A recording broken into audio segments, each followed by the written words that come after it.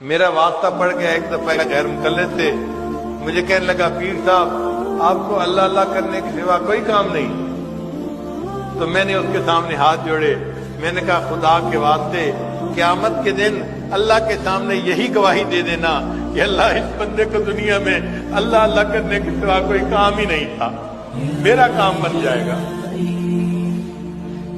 اس کو چھوٹی چیز سمجھتے ہیں، ہر وقت اللہ اللہ کرنا کوئی چھوٹا کام نہیں ہے۔ دل میں محبت ہوتی ہے تو بندہ یہ نام بار بار لیتا ہے، ورنہ تو توفیق ہی نہیں ہوتی، منہ سے نام ہی نہیں نکلتا۔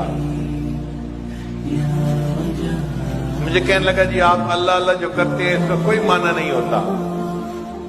میں نے کہا ٹھیک ہے، ہم رٹیں گے گرچہ مطلب کچھ نہ ہو، ہم تو عاشق ہیں تمہارے نام کے۔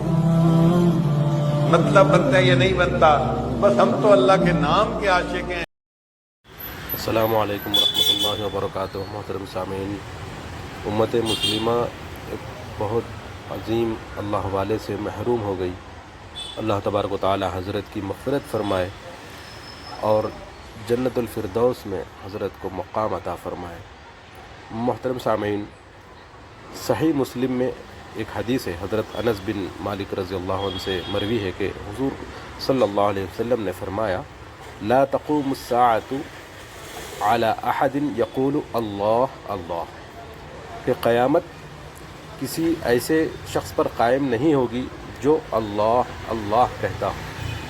اسی طرح ایک اور روایت ہے لا تقوم الساعۃ حتی لا یقال فی الارض اللہ اللہ، قیامت اس وقت تک قائم نہیں ہوگی جب تک کہ زمین پر کوئی اللہ اللہ کہنے والا باقی نہ رہے۔